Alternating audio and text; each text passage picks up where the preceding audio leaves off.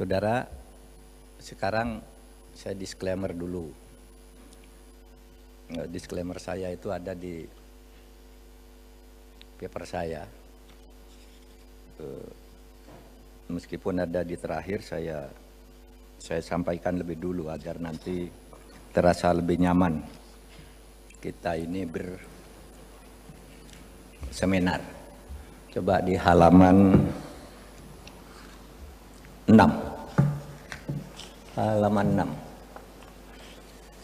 6. Ini disclaimer-nya ada. Nah, ini. Saudara, saya bicara pemilu panjang di Indonesia. Perkembangan dari tahun 45, mulai dari ide dan perubahan-perubahannya setiap periode, sampai pada kesimpulan gini, yang nomor 14 itu lama-kelamaan, belakangan ini ada tengarai, pola kecurangan pemilu bergeser. Pemilu itu selalu curang. Tapi sampai dengan tahun 2014, kecurangan itu sifatnya horizontal. Antar kontestan, antar ini, pemerintah tidak ikut mencurangi. Tapi sejak tahun 2019 sampai sekarang ditengarai. Kecurangan bergeser lagi, bukan hanya horizontal, sekarang vertikal.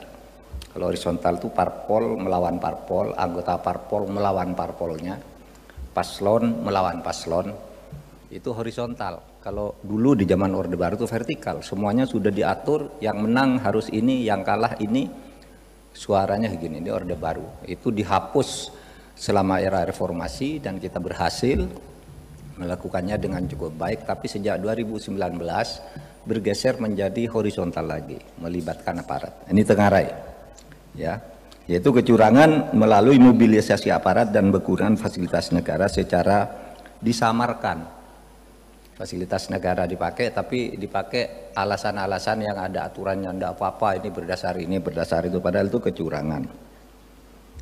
Sehingga kecurangannya menjadi terstruktur, sistematis dan masif. Nah, upaya meluruskan melalui Mahkamah Konstitusi, kata Bu Tuti tadi, ya sudah dilakukan. Namun hasilnya menurut MK, dugaan-dugaan kecurangan terstruktur, sistematis dan masif itu tidak terbukti secara hukum.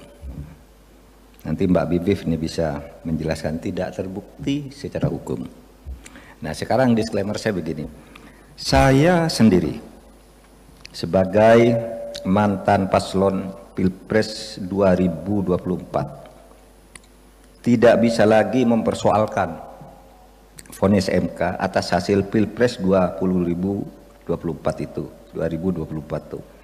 Demi keadaban dalam berhukum, meskipun misalnya merasa tidak puas atau kecewa atas putusan MK, saya harus menerima vonis MK itu sebagai produk pengadilan yang final dan mengikat.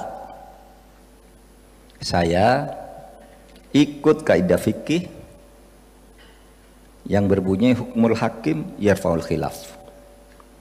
Putusan hakim itu harus mengakhiri perselisihan. Kalau sudah inkrah, ya inkrah.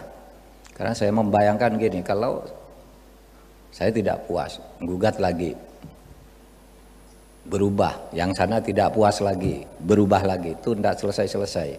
Oleh sebab itu prinsip di dalam hukum itu hukmul hakim yarfaul khilaf.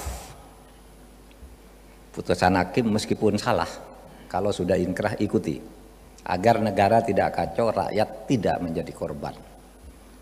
Nah, saudara, bagi saya, bagi kita, yang penting negara ini harus terus berjalan.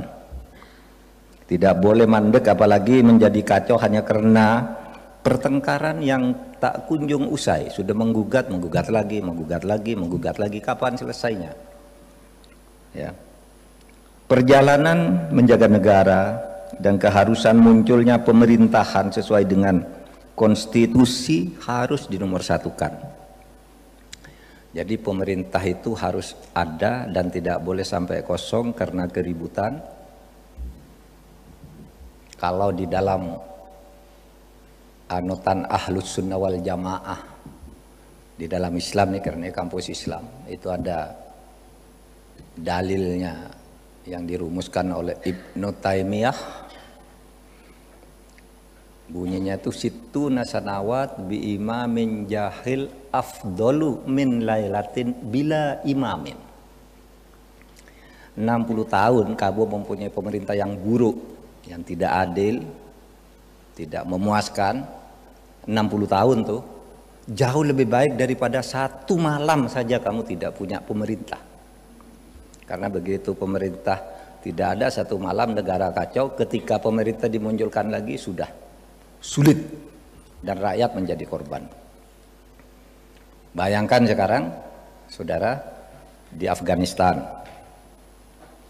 Irak, tempatnya Pak Ahmad Saad, itu lama merekonstruksinya dari kekacauan yang lahir di tengah-tengah masyarakat. Libya sampai sekarang. Afghanistan itu begitu berhasil mengusir pemerintah yang dianggap antek negara asing, sampai sekarang belum stabil. Terjadi kekerasan politik. Perempuan-perempuan mau ngajar tidak boleh, mau bekerja tidak boleh, sampai sekarang. Dulu orang berapa ganti nih pemerintah, perbaiki, begitu perbaiki nggak bisa memperbaiki. Nah itulah sebabnya lalu Ibnu Taimiyah itu mengatakan, nggak apa-apa pemerintah itu harus ada meskipun jelek, tapi perbaiki dari waktu ke waktu. Jangan didiamkan, tapi jangan sampai menyebabkan rakyat menjadi korban dan pemerintahan menjadi lumpuh. Gitu. Nah, saudara sekalian, tegasnya bagi saya Pilpres 2024 secara hukum konstitusi sudah selesai. Sudah selesai. Dan paslon yang diputus menang oleh MK, yakni paslon 02, harus diterima sebagai vonis yang mengikat. Karena apa? Tidak ada lagi upaya hukum konstitusi yang bisa dilakukan untuk melawan vonis tersebut. Selesai secara hukum. Secara politik belum.